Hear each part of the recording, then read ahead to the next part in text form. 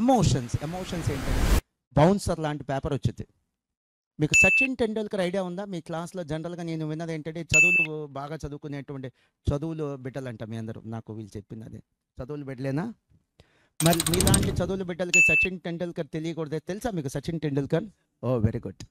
So Sachin Tendulkar is otherwise called as god of cricket. First మ్యాచ్లో తనకి century వచ్చిందా? Score ఎంత ఫస్ట్ మ్యాచ్లో? 0. సబ్జెక్ట్ కరెక్షన్, నా డొమైన్ నాలెడ్జ్ క్రికెట్ కాదు. 0. సో ఫస్ట్ మ్యాచ్లో 0 వచ్చింది. డకౌట్. ఆ రోజే తను గివప్ అని ఉంటే అసలు సచిన్ టెండూల్కర్ మనం చూసేవాళ్ళం కాదు. ఒక డకౌట్ తర్వాత కూడా తను ఆడాడు కదా, అందుకనే తను గెలిచాడు. సో మీకు ప్రతి ఎగ్జామ్లో for all levels of CA course foundation inter final ఏముంటుంది? ఒక బౌన్సర్ ఉంటుంది, అన్ఎక్స్పెక్టెడ్ బౌన్సర్. మనం ప్రిపేర్ అయ్యి వెళ్తాం. ఈసారి లా చాలా డిఫికల్ట్గా ఉంటుంది. లా ఇవ్వడుగా ప్రతి ఎగ్జామ్లో ఏముంటుంది? ఖచ్చితంగా ఏముంటుంది? బౌన్సర్ అయితే గ్యారెంటీగా ఉంటుంది.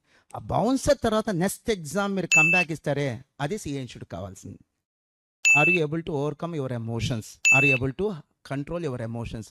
అదే ఇన్స్టిట్యూట్ కావాలి.